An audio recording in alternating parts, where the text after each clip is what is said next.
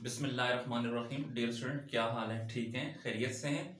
आज हम principle of accounting Icom part 1 और इस बुक के जो मुसन्निफ हैं वो सुहेल अफजल और एम आरिफ चौधरी। आज हम प्रिंसिपल ऑफ अकाउंटिंग का जो सेकंड चैप्टर्स है अकाउंटिंग इक्वेशंस, उसकी एक्सरसाइज को आज हम सॉल्व करेंगे। तो एक्सरसाइज को सॉल्व करने से पहले सबसे पहले मैं आपको अकाउंटिंग इक्वेशंस के फॉर्मेट के बारे में बता दूं कि फॉर्मेट कैसे बनाया जाता है। तो इस फॉर्मेट में सबसे पहले आपने एक कॉलम बनाना है जिसे हम डेट का कॉलम कहते हैं। उसके बाद देखें, जो पहला कॉलम बन जाएगा तो उसके बाद आपने ये डबल लाइन लगानी है। डबल लाइन लगाने के बाद फिर आपने 4 या 5 कॉलम बनाने हैं डबल लाइन से पहले। देखें 1 2 3 एंड 4 और उसके बाद ये डबल लाइन। तो मैंने डबल लाइन के दरमियान 4 कॉलम बनाए हैं, लेकिन आप भी कोशिश करें कि 4 या 5 कॉलम होने चाहिए।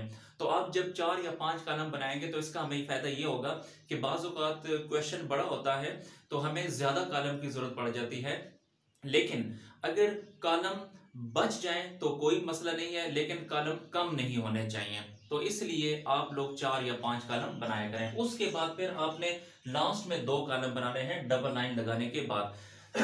तो पहले कॉलम में आपने डेट लिखनी है। उसके बाद ये जो 1 2 3 4 ये 4 या 5 कॉलम होंगे, इसमें आपने एसेट्स लिखने हैं। और फिर डबल लाइन के बाद जो आखिरी 2 कॉलम होंगे, आपने ये सेकंड लास्ट जो कॉलम है इसमें आपने कैपिटल लिखना है। बाज लोग यहाँ पे कैपिटल भी लिखते हैं, बाज लोग यहाँ पे ऑनर्स इक्विटी भी लिखते हैं।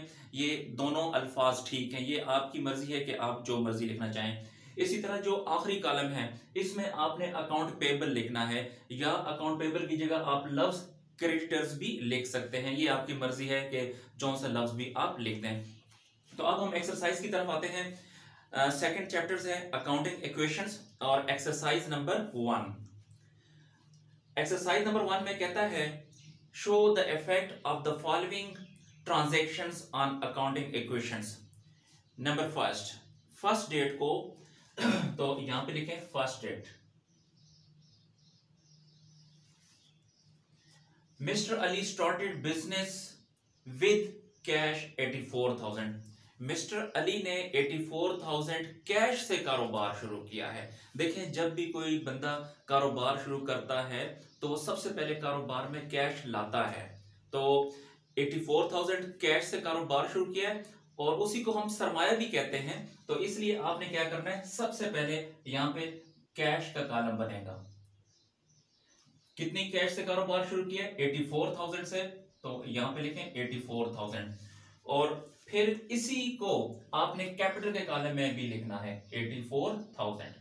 ये बात याद रखिएगा कि ये एसेट साइड और ये जो लायबिलिटी साइड्स है ये हमेशा आपस में इक्वल होते हैं, क्योंकि अगर आप यहां पर देखें ये कैश 84,000 है, तो डबल लाइन से इस साइड पे अगर आप देखें तो लायबिलिटी साइड पे भी ये देखें ये 84,000 है।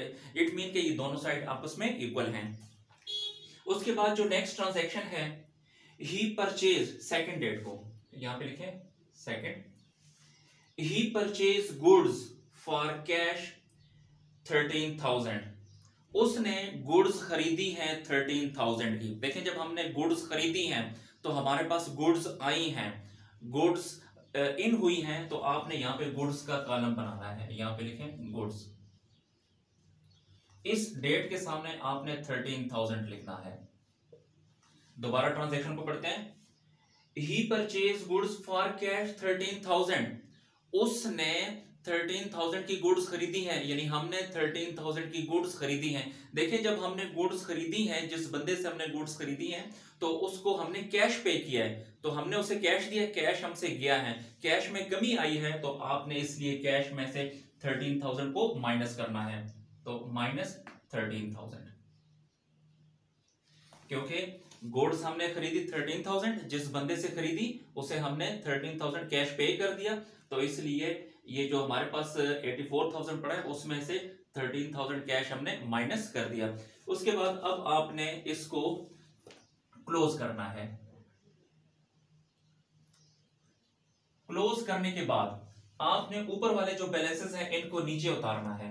तो ये 84,000 यहां पर नीचे आ जाएगा। इसी तरह 13,000 को भी नीचे ले आए।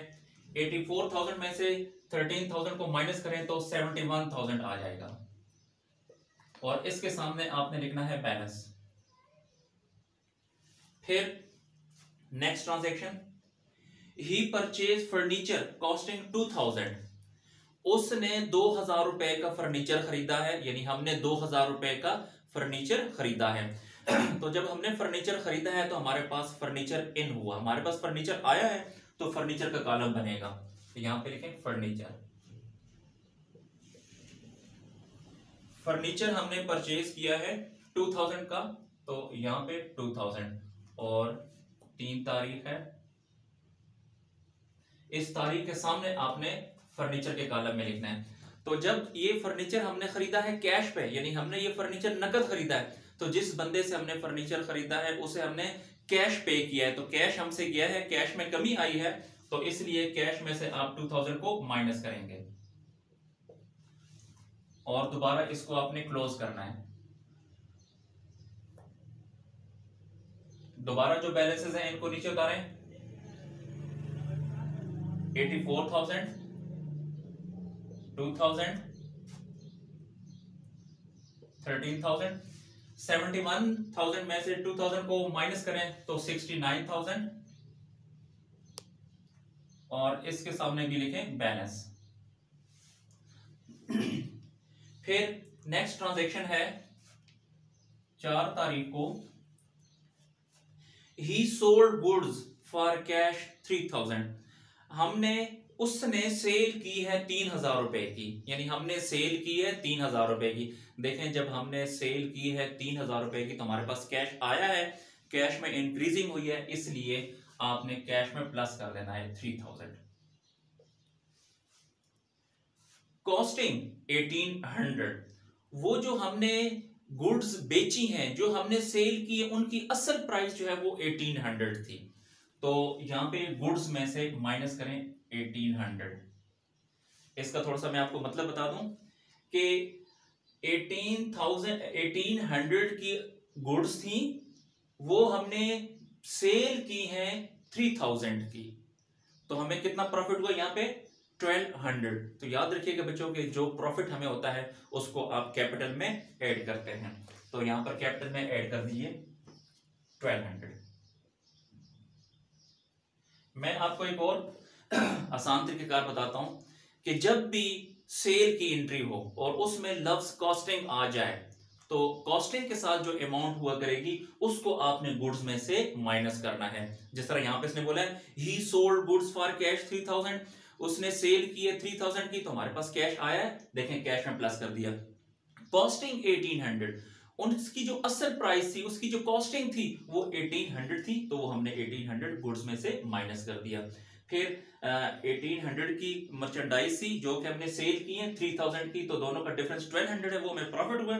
उस प्रॉफिट को आपने कैपिटल में ऐड कर देना है। उसके बाद दोबारा आपने इनको क्लोज करना है। क्लोज करने के बाद आपने बैलेंसेस को नीचे उतारना है। इन दोनों को प्लस करेंगे तो 85,200, इसी तरह यहाँ पे 2000 आ जाएगा और 13,000 में से 1800 को माइनस करेंगे तो 11,200, इसी तरह 69,000 प्लस 3000 तो ये आ जाएगा 72,000।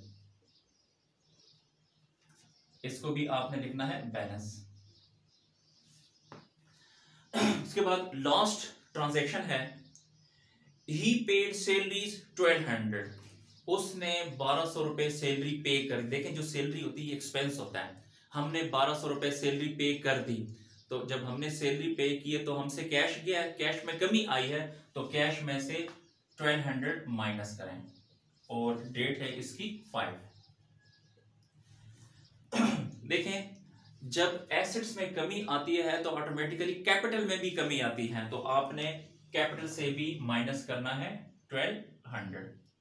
या फिर मैं आपको एक और आसान तरीकेकार बता दूं कि याद रखिएगा जब भी हम एक्सपेंसेस की अदायगी करते हैं तो आपने कैश में से माइनस करना है और कैपिटल में से माइनस करना है। अब दोबारा इनको क्लोज करें।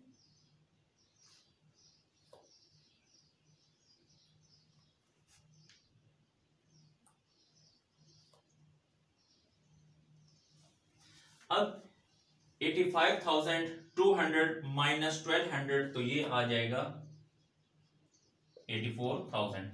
इसी तरह ये 2000 और ये आ जाएगा 11,200।